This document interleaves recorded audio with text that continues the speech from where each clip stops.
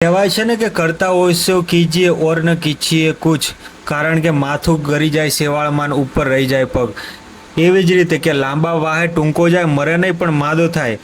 બસ આ જ હકીકત અને આ જ કહેવત એક સાબિત થાય છે। જંતર મંતર અને બિહારમાં વિરોધ પ્રદર્શન દરમિયાન હિંસા ફેલાવનાર તત્વો સામે પોલીસે હવે કરી દીધી છે લાલ આંખ।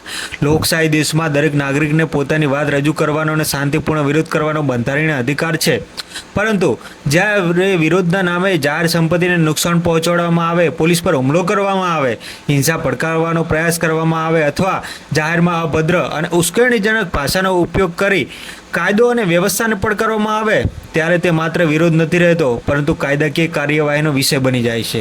તાજેતરમાં જંતર મંતર તેમજ બિહારમાં થયેલા કેટલાક વિરોધ પ્રદર્શન દરમિયાન આવી જ કેટલીક ઘટનાઓ સામે આવી છે।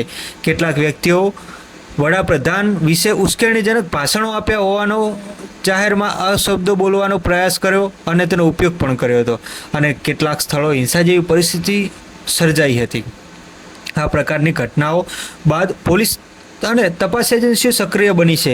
વાયરલ થયેલા video, social media post, CCTV footage અને અન્ય ડિજિટલ પુરાવાના આધારે ઓળખ કરવાની કાર્યવાહી ચાલુ કરી દીધી છે। જ્યાં પૂરતા પુરાવા મળે છે ત્યાં સંબંધિત કાયદાકીય જોગવાઈઓ હેઠળ કેસ નોંધવામાં આવી રહ્યા છે અને જરૂરી હોય ત્યાં ધરપકડ પણ કરવામાં આવી છે।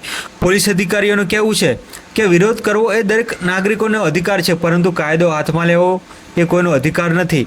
જો કોઈ વ્યક્તિ જાહેરમાં હિંસા ભડકાવવાનો પ્રયત્ન કરે છે, સરકારી કામગીરીમાં અવરોધ ઊભો કરે છે, જાહેર સંપત્તિને નુકસાન પહોંચાડે છે અથવા અન્ય લોકોને ઉશ્કેરે છે, તો તેની સામે કાયદાકીય મુજબ કાર્યવાહી કરવી બહુ જરૂરી બની જાય છે। નિષ્ણાતોનું પણ માનવું છે કે લોકશાહીનું સંદર્ભ મતભેદમાં છે, પરંતુ મતભેદ વ્યક્ત કરવાની રીત પણ એટલી જ મહત્વપૂર્ણ છે। શાંતિપૂર્ણ વિરોધ અને હિંસક પ્રવૃત્તિઓ વચ્ચે સ્પષ્ટ તફાવત જોઈ શકાય છે।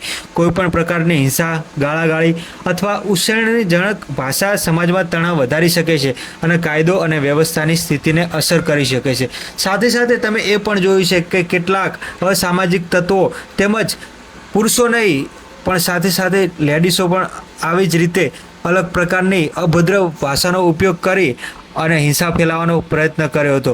પોલીસે આવા લોકોને અપીલ કરી છે કે સોશિયલ મીડિયામાં કોઈ પણ પ્રકારની પ્રમાણિત માહિતી, એડિટ કરેલા વિડીયો અથવા ઉશ્કેરણીજનક પોસ્ટ શેર કરતા પહેલાં તેની સત્યતા ચકાસો।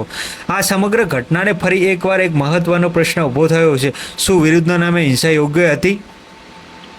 આ કેસોમાં તપાસ આગળ વધી રહી છે। જો સત્તાવાર તથ્યો સામે આવશે તો સંબંધિત એજન્સીઓ અને અદાલતી પ્રક્રિયાઓ અનુસાર આગળની કાર્યવાહી થઈ શકશે। આવી કાર્યવાહીને ધ્યાનમાં જોતા અનેક જગ્યાએ તો અમુક લોકો માફીના વિડીયો બનાવી અને જાતે જ પોસ્ટ કરી રહ્યા છે।